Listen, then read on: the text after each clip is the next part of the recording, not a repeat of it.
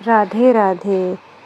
श्रीमद् भागवत महापुराण के तीसरे स्कंद का 29वां अध्याय। देवहूति ने पूछा, प्रभु, प्रकृति, पुरुष और महतत्व आदि जैसा लक्षण सांख्य शास्त्र में कहा गया है तथा जिसके द्वारा उनका वास्तविक स्वरूप अलग अलग जाना जाता है और भक्ति योग को ही जिसका प्रयोजन कहा गया है वह आपने मुझे बता दिया है। अब कृपा करके भक्ति योग मार्ग मुझे विस्तार पूर्वक बताइए। इसके सिवा जीवों की जन्म मरण रूप अनेक प्रकार की गतियों का भी वर्णन कीजिए, जिनको सुनने से जीव को सब प्रकार की वस्तुओं से वैराग्य हो जाता है, जिसके भय से लोग शुभ कर्मों में प्रवृत्त हो जाते हैं और जो ब्रह्मा आदि का भी शासन करने वाला है, उस सर्वसमर्थ काल रूप स्वरूप भी आप मुझसे कहिए। ज्ञान दृष्टि के लुप्त हो जाने से कारण देहादि मिथ्या वस्तुओं में जिन्हें आत्म अभिमान हो गया था तथा बुद्धि के कर्म आसक्त रहने के कारण भ्रमित होकर जो चिरकाल से अपार अंधकार में संसार में सोए पड़े हैं, उन्हें जगाने के लिए आप योग प्रकाशक सूर्य ही प्रकट हुए हैं। श्री मैत्रेय जी कहते हैं, कुरुश्रेष्ठ विदुर जी, माता के मनोहर वचन सुनकर महामुनि कपिल जी ने उनकी प्रशंसा की और जीवों के प्रति दया से द्रवीभूत हो बड़ी प्रसन्नता के साथ उनसे इस प्रकार बोले। श्री भगवान जी ने कहा, माता जी, साधकों को भाव के अनुसार भक्ति योग का अनेक प्रकार से प्रकाश होता है, क्योंकि स्वभाव और गुणों के भेद से मनुष्यों के भाव में भी विभिन्नता आ जाती है। जो भेददर्शी क्रोधी पुरुष हृदय में हिंसा, दंभ अथवा मात्सर्य का भाव रखकर मुझ में प्रेम करता है, वह मेरा तामस भक्त है।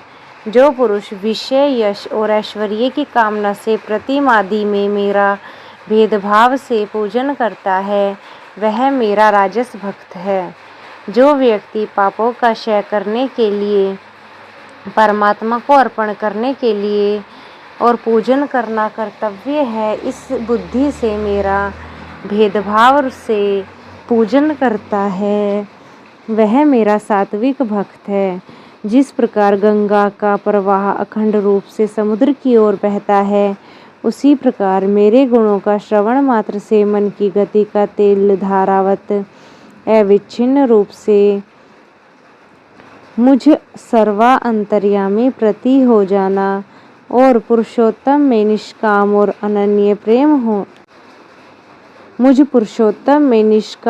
अनन्य प्रेम होना, यह निर्गुण भक्ति योग का लक्षण कहा गया है। ऐसे निष्काम भक्त दिए जाने पर भी मेरी सेवा को छोड़कर सालोक्य, सृष्टि, सामीप्य, सारूप्य, सायुज्य, मोक्ष तक नहीं लेते। भगवत सेवा के लिए मुक्ति का तिरस्कार करने वाला यह भक्ति योग ही परम पुरुषार्थ अथवा साध्य कहा गया है। इसके द्वारा पुरुष तीनों गुणों को लांघकर मेरे भाव को, मेरे प्रेम रूप अप्राकृत स्वरूप को प्राप्त हो जाता है।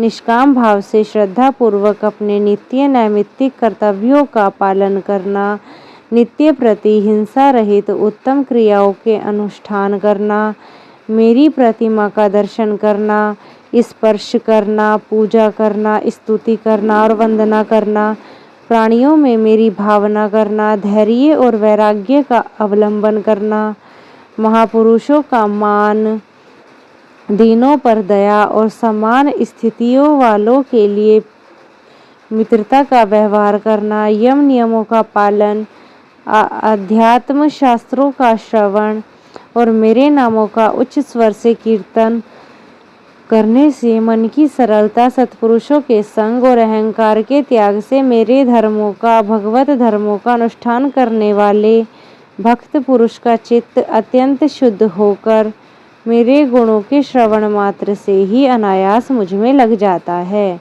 जिस प्रकार वायु के द्वारा उड़कर जाने वाला गंध अपने आश्रय पुष्प से घ्राणेन्द्रिय तक पहुँच जाता है, उसी प्रकार भक्ति योग में तत्पर और राग द्वेष आदि विकारों से शून्य चित्त परमात्मा को प्राप्त कर लेता है।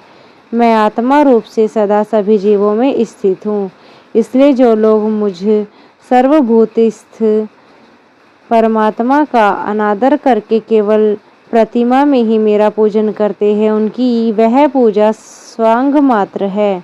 मैं सबकी आत्मा परमेश्वर सभी भूतों में स्थित हूँ। ऐसी दशा में जो मोहवश मेरी उपेक्षा करके केवल प्रतिमा के पूजन में लगा रहता है, वह तो मानो भस्म में ही हवन करता है। जो भेददर्शी और अभिमानी पुरुष जो दूसरे जीवों के साथ बैर बांधता है और इस प्रकार उनके शरीरों में विद्यमान मुझ आत्मा से ही द्वेष करता है, उसके मन को कभी शांति नहीं मिल सकती। माताजी दूसरे जीवों का अपमान करता है, वह बहुत सी घटिया बढ़िया सामग्रियों से अनेक प्रकार के विधि विधान से मेरी मूर्ति का पूजन भी करे तो भी मैं उससे प्रसन्न नहीं होता। मनुष्य अपने धर्म का अनुष्ठान करता हुआ तब तक मुझ ईश्वर की प्रतिमा आदि में पूजा करता रहे, जब तक उसे अपने हृदय में तथा संपूर्ण प्राणियों में स्थित परमात्मा का अनुभव न हो जाए। जो व्यक्ति आत्मा और परमात्मा के बीच में थोड़ा सा भी अंतर करता है, उस भेददर्शी को मैं मृत्यु रूप से महान भय उपस्थित करता हूँ। अतः संपूर्ण प्राणियों के भीतर घर बनाकर उन प्राणियों के रूप में ही स्थित मुझ परमात्मा का यथोयोग्य दान मान मित्रता के व्यवहार और समदृष्टि के द्वारा ही पूजन करना चाहिए। माताजी पाषाणादि अचेतनों की अपेक्षा वृक्ष आदि जीव श्रेष्ठ है, उसमें सांस लेने वाला प्राणी श्रेष्ठ है, उनमें भी मन वाले प्राणी उत्तम हैं, उनसे इंद्रिय की वृत्तियों से युक्त प्राणी श्रेष्ठ है। सेंद्रिय प्राणियों में भी केवल स्पर्श का अनुभव करने वालों की अपेक्षा रस का ग्रहण करने वाले मत्स्य आदि उत्कृष्ट हैं, तथा रसवेत्ताओं की अपेक्षा गंध का अनुभव करने वाले भ्रमर आदि गंध का ग्रहण करने वालों के भी शब्द का ग्रहण करने वाले सर्प आदि श्रेष्ठ हैं। उनसे भी रूप का अनुभव करने वाले काकादि उत्तम हैं, और उनकी अपेक्षा जिनके ऊपर नीचे दोनों ओर दांत हैं, वो जीव श्रेष्ठ हैं। उनमें भी बिना पैर वालों से बहुत से चरणों वाले श्रेष्ठ हैं, तथा बहुत से चरणों वालों में 4 चरण वाले और 4 चरण वालों में 2 चरण वाले मनुष्य श्रेष्ठ हैं। मनुष्यों में भी 4 वर्ण श्रेष्ठ हैं, उनमें ब्राह्मण श्रेष्ठ हैं। ब्राह्मणों में वेदों को जानने वाले उत्तम हैं, और वेदज्ञों में वेद का तात्पर्य जानने वाले श्रेष्ठ हैं। तात्पर्य जानने वालों में संशय निवारण करने वाले, उनसे भी अपने वर्णाश्रमोचित धर्म का पालन करने वाले, तथा उनमें भी आसक्ति का त्याग करने वाले और अपने धर्म का निष्काम भाव से आचरण करने वाले श्रेष्ठ हैं। उनकी अपेक्षा भी जो लोग मुझे ही अर्पण करके भेदभाव छोड़कर मेरी ही उपासना करते हैं, वे श्रेष्ठ हैं। इस प्रकार मुझे ही चित्त और कर्म समर्पण करने वाले एकर्ता और समदर्शी पुरुष से बढ़कर मुझे कोई अन्य प्राणी नहीं दिखता। अतः यह मानकर कि जीव रूप अपने अंशों से साक्षात भगवान में ही अनुगत है, इस समस्त प्राणियों के बड़े आदर के साथ मन से प्रणाम करें।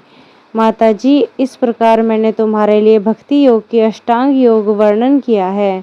इनमें से एक का भी साधन करने से जीव परम पुरुष भगवान को प्राप्त कर सकता है। भगवान परमात्मा का, परब्रह्मा का अद्भुत प्रभाव संपन्न तथा जागतिक पदार्थों का नानाविध वैचित्र्य हेतुभूत स्वरूप विशेष ही काल नाम से विख्यात है। प्रकृति और पुरुष इसी के रूप हैं, तथा इनसे यह पृथक भी है। नाना प्रकार के कर्मों का मूल दृष्ट भी यही है, तथा इसी से महतत्व आदि के अभिमानी भेददर्शी प्राणियों को सदा भय लगा रहता है, जो सबका आश्रय होने के कारण समस्त प्राणियों में अनुप्रविष्ट होकर भूतों द्वारा ही उनका संहार करता है। वह जगत का शासन करने वाले ब्रह्मा आदि का भी प्रभु भगवान काल में ही यज्ञों का फल देने वाला विष्णु है। इसका न तो कोई मित्र है, न कोई शत्रु, न ही कोई सगा संबंधी है। यह सर्वदा सजग रहता है और अपने स्वरूप भूत भगवान को भूलकर भोग रूप प्रमाद में पड़े हुए प्राणियों पर आक्रमण करके उनका संहार करता है। इसी के भय से वायु चलती है, इसी के भय से सूर्य तपता है, इसी के भय से इंद्र वर्षा करते, इसी के भय से तारे चमकते हैं, इसी से भयभीत होकर औषधियों के सहित लताएं, सारी वनस्पतियां समय समय पर फल फूल धारण करती हैं। इसी के डर से नदियां बहती हैं और समुद्र अपने मर्यादाओं से बाहर नहीं जाता। इसी के भय से अग्नि प्रज्वलित होती है और पर्वतों के सहित पृथ्वी जल में नहीं डूबती। इसी के शासन से यह आकाश जीवित प्राणियों को श्वास प्रश्वास के लिए अवकाश देता रहता है और महतत्व अहंकार रूप शरीर का 7 आवरणों से युक्त ब्रह्मांड के रूप में विचरता रहता है।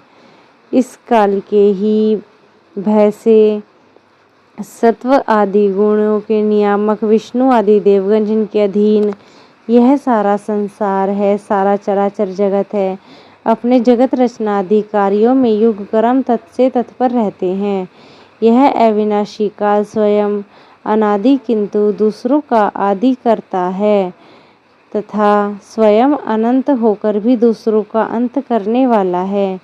यह पिता से पुत्र की उत्पत्ति कराता हुआ सारे जगत को रचता करता है और अपनी संहारिक शक्ति मृत्यु के द्वारा यमराज को भी मरवाकर इसका अंत कर देता है। राधे राधे।